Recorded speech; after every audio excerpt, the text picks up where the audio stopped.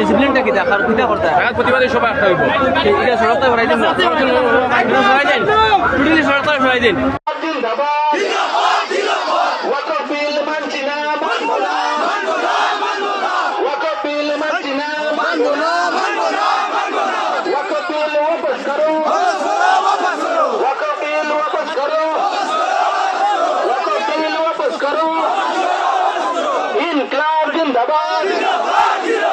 इंकलाब जिंदाबाद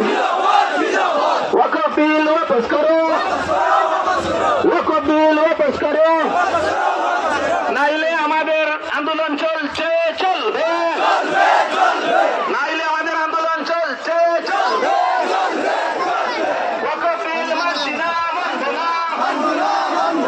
वक्फ बिल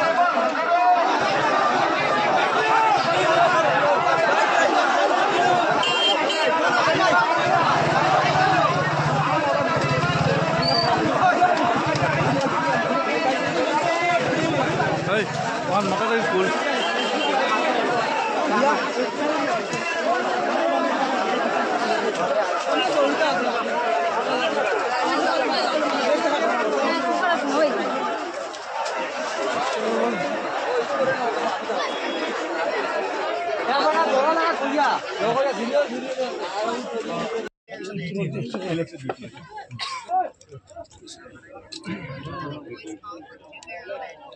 সেই দাবি আমাদের সকলের ঠিক নাকি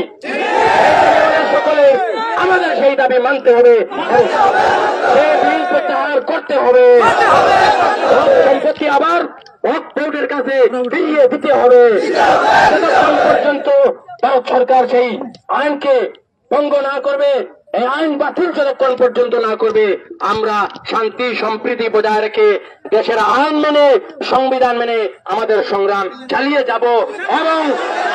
মুসলিম পার্সনের লোভোট আমাদেরকে যে নির্দেশ দিবে সেই নির্দেশ আমরা মেনে চলবো সংগ্রামী সাথী ও বন্ধুগণ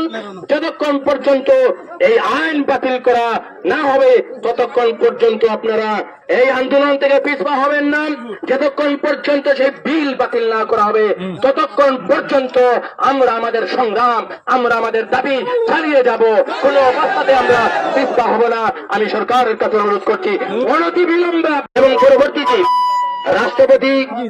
ভারতের রাষ্ট্রপতি যখন সেটা সিগনেচার করেছেন সেটা আইনে পরিণত হয়েছে এই আইনটা সংবিধান বিরোধী এই আইনটা মানবতা বিরোধী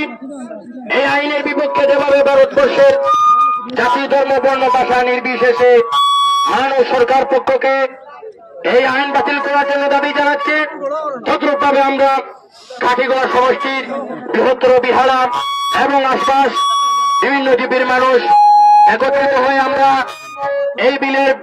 তীব্র নিন্দা এবং ধিক্কার জানাচ্ছি এবং সরকারের কাছে আমরা অনুরোধ করছি যেহেতু ভারতবর্ষ ধর্মনিরপেক্ষ দেশ এই দেশে জাতীয় ধর্ম বর্ণ ভাষা নির্বিশেষে বিভিন্ন মানুষ বসবাস করছেন যুগ যুগ ধরে এবং আমরা আশা রাখি সেই শান্তি সম্প্রীতি বজায় রেখে যাতে আমরা এই ভারতবর্ষে বসবাস করতে পারি। কিন্তু সেই যে বিল আনা হয়েছে, সেই বিল আনার কারণে ভারতবর্ষে অশান্তি দেখা দিয়েছে। ভারতবর্ষের মানুষ এখন আর শান্তিতে নেই। যে ধর্মীয় স্থানের হক সম্পত্তি যেটা আমাদের পূর্বপুরুষগণ আমাদের এই ধর্মীয় স্থান পরিচালনা করার জন্য দিয়েছিলেন, সেই হক সম্পত্তির উপর হস্তক্ষেপ করেছে সরকার। সরকার তার আয়ত্তে নেওয়ার জন্য চেষ্টা চালাচ্ছে, সেটা কোনো অবস্থাতে মেনে নেওয়া যায় না। আমরা সরকারের কাছে দাবি জানাচ্ছি, যদি ভারতবর্ষ ধর্ম নিরপেক্ষ দেশ হয়ে থাকে, ভারতবর্ষ যদি শান্তির দেশ হয়ে থাকে, ভারতবর্ষে যদি প্রত্যেক মানুষের অধিকার সমান হয়ে থাকে, ভারতবর্ষে যদি কোনো ধর্ম